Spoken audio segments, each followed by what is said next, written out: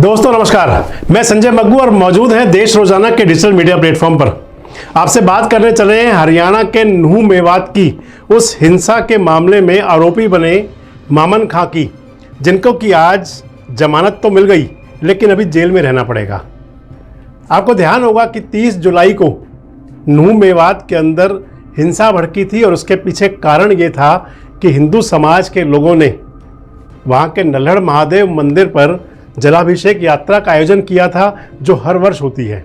और उस यात्रा को लेकर मेवात के अंदर विवाद हो गया था और हिंसा हुई थी, दंगा भड़क गया था। आपस में जो हिंदू और मुस्लिम समाज के लोग हैं उनके अंदर इस कदर मनमुटाव बढ़ा था कि 6 लोगों की उसके अंदर मौत हो गई थी।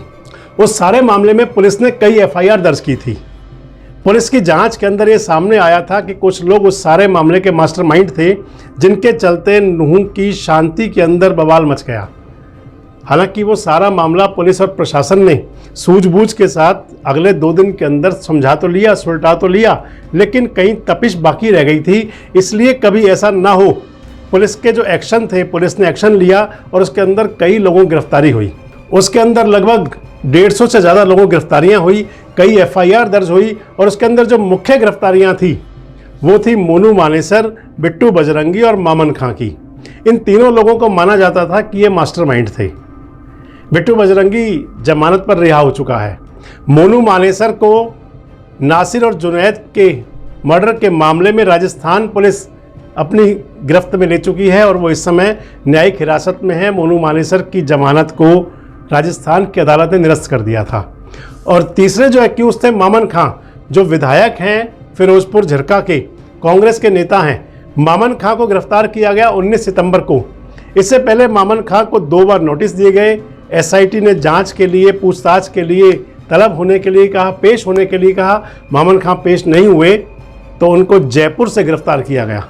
और गिरफ्तारी के बाद में जब अदालत में पेश किया तो 2 अलग अलग जो मामले थे, 4 FIR थी मामन खां के खिलाफ। उन चारों मामलों में अलग अलग 2-2 दिन के रिमांड पर, यानी कि 4 दिन के रिमांड पर रहे मामन खां। और आज 14 दिन बाद जब उनकी अदालत में पेशी हुई तो न्यायाधीश ने दोनों पक्षों को सुनने के बाद में मामन खां को जमानत दे दी। लेकिन जमानत मिलने के बाद भी मामन खां अभी जेल रहेंगे। जिन मामलों में जमानत मिली वो FIR नंबर 149 और 150 है, जिनके अंदर मामन खां को जमानत दे दी गई। लेकिन 2 FIR और हैं, 137 और 148। इन दोनों FIR में मामन खां भी न्यायिक हिरासत में रहेंगे। तो मान लिया जाए कि जो नूंह की हिंसा का जो मामला था, हालांकि कहा तो ये भी जा रहा है कि 3 तो लोग पकड़ लिए गए, लेकिन इसके बावजूद भी कुछ और मास्टरमाइंड है जिन पर पुलिस की नज़र है, जिनको पुलिस तलाश रही है। और अगर मामन खां के मामले में देखा जाए तो मामन खां जब गिरफ्तार किए गए थे, उसके बाद में पुलिस की जो पूछताछ हुई और पुलिस ने जब अदालत में पेश किया गया तो उसके बाद मामन खां के खिलाफ एक FIR और दर्ज हुई। और जो FIR दर्ज हुई थी वो ये थी कि अभियोजन पक्ष, यानी कि जो आरोपी थे मामन खां, उन्होंने पुलिस की पूछताछ के अंदर, पुलिस का कहना था, सहयोग नहीं किया और उन डॉक्यूमेंट्स पर हस्ताक्षर नहीं किए जो जरूरी थे। अभी मामन खां को जमानत तो मिली है, लेकिन इसके बावजूद मामन खां भी जेल में रहेंगे। नूंह की जो हिंसा का सारा मामला था, उस सारे विवाद को लेकर के विधानसभा से लेकर और सड़क तक खूब चर्चाएं चली थी।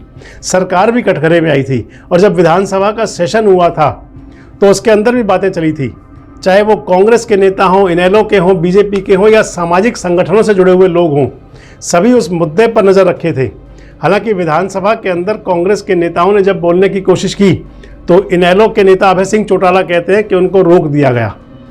अब क्योंकि ये मामला राजनीतिक भी बन चुका था और इस सारे मामले में जो अगले उन पे 2 FIR अभी हो रहे हैं, उनमें वो कब जमानत लगाते हैं और अदालत से कब उनको जमानत मिलती है, कब जमानत मिलने के बाद मामन खां जेल से बाहर आते हैं, इन सब पर नज़र रहेगी। क्योंकि मामन खां को जमानत मिलने के बाद में मान लिया जाए कि नूंह की जो राजनीति है उसके अंदर एक बार फिर से उबाल आएगा। किस प्रकार के घटनाक्रम होंगे, हालांकि इसके साथ साथ पुलिस की जिम्मेदारी वही रहेगी कि किसी प्रकार से कानून व्यवस्था खराब ना हो। और जिसको पुलिस प्रशासन ने बाखूबी संभाले रखा, उस पर आगे भी नज़र रहेगी कि हालात किसी तरह से बिगड़े नहीं। वैसे तो जमानत मिलना एक न्यायिक प्रक्रिया का हिस्सा होता है, लेकिन जमानत मिलने के बाद भी मामन खां भी जेल से बाहर नहीं आ पाएंगे। अगला जो घटनाक्रम होगा उस पर नजर रखेंगे और आपको जानकारी देंगे। बस जुड़े रहें हमारे साथ, देखते रहे देश रोजाना। हमारे साथ जुड़े रहने के लिए देखते रहिए देश रोजाना का यूट्यूब चैनल सब्सक्राइब कीजिए। साथ ही देश रोजाना की खबरें सबसे पहले देखने के लिए प्रेस कीजिए बेल आइकन।